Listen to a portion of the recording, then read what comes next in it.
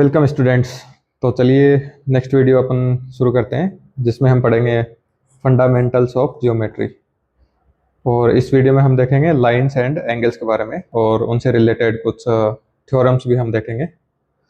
तो चलिए शुरू करते हैं। सबसे पहले लीनियर एलिमेंट्स एंड पॉइंट्स। तो सबसे पहले समझते हैं लीनियर कंपोनेंट्स के बारे में। लीनियर कंपोनेंट क्या होता है? जो एक लाइन से रिलेटेड है। तो सबसे पहले है लाइन सेगमेंट। लाइन सेगमेंट क्या होता है? ए portion of line with two fixed end points. It has a measurable length. Means ये अपनी लाइन थी और यहाँ पे मान लो टू फिक्स एंड पॉइंट है ए एंड बी। ये जो है वो लाइन सेगमेंट हो जाएगी।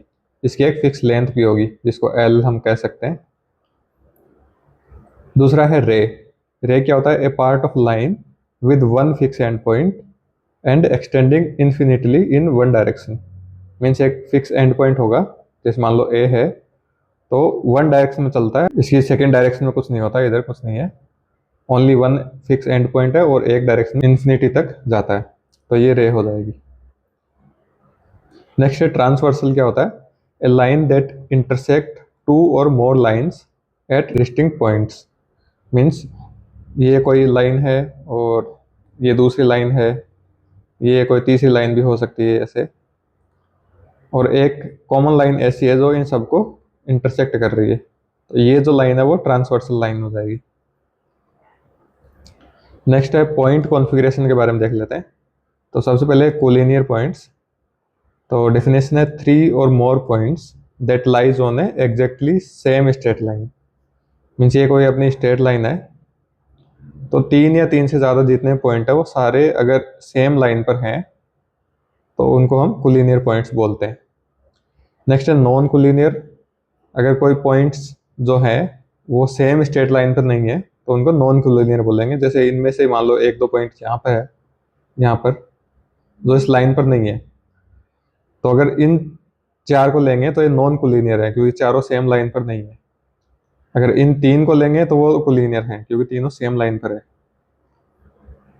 नेक्स्ट है इंटरसेक्टिंग लाइन। इंटरसेक्टिंग लाइन होती है two lines that meet at exactly one point. Means कोई भी दो स्ट्रेट लाइन है, अगर वो एक सेम पॉइंट पर मिल रही है तो वो इंटरसेक्टिंग कर रही है और इसको हम इंटरसेक्टिंग पॉइंट भी बोलते हैं। पॉइंट क्या है? Intersection point.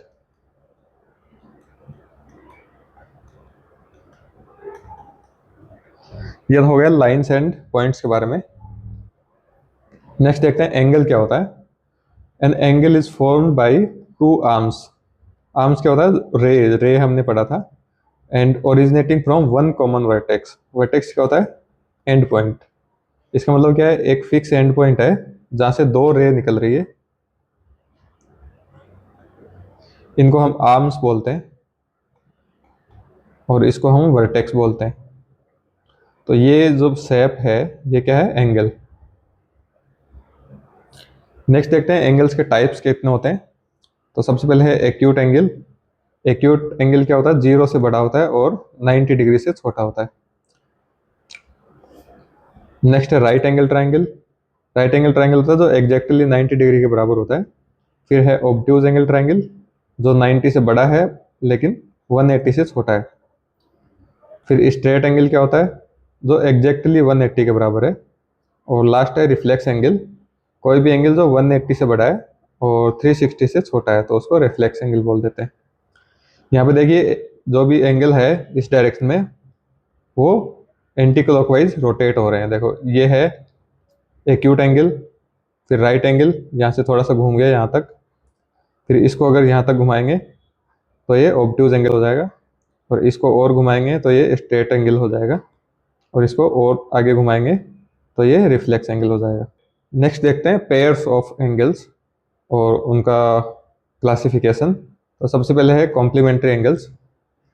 कॉम्प्लीमेंट्री एंगल होते हैं कोई भी दो ऐसे एंगल जिनका सम अगर करें तो वो 90 डिग्री आ जाए तो उनको कॉम्प्लीमेंट्री एंगल बोलते हैं। नेक्स्ट है सप्लीमेंट्री। सप्लीमेंट्री होते हैं कोई भी दो ऐसे एंगल जिनको हम ऐड करें तो 180 डिग्री आ जाएगा उनका सम। नेक्स्ट है एडजेसेंट एंगल। एडजेसेंट एंगल ऐसे होते हैं कोई भी दो ऐसे एंगल जिनका एक कॉमन वर्टेक्स है और एक कॉमन आर्म है, बट ओवरलैपिंग कुछ भी नहीं है। इसका मतलब क्या हुआ, जैसे मान लो ये एक एंगल है,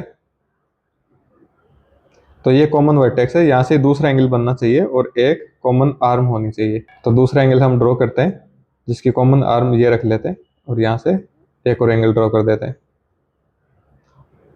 ये कॉमन आर्म हो गई और ओवरलैप कुछ भी नहीं है इनमें, तो ये क्या हो गए, एडजेसेंट एंगल हो गए। नेक्स्ट है वर्टिकली अपोजिट एंगल। यहाँ पर है angle form opposite to each other by intersecting lines. Means ये कोई दो इंटरसेक्टिंग लाइन है, ये इंटरसेक्ट कर रही है यहाँ पर ओ पर, तो जो अपोजिट एंगल है वो वर्टिकली अपोजिट एंगल कहलाते हैं। नेक्स्ट है लीनियर। कोई भी ऐसे दो एंगल जिनका हम ऐड करें तो 180 डिग्री आ जाएगा। नेक्स्ट देख लेते हैं angular relationship for a parallel line intersecting by a transversal line.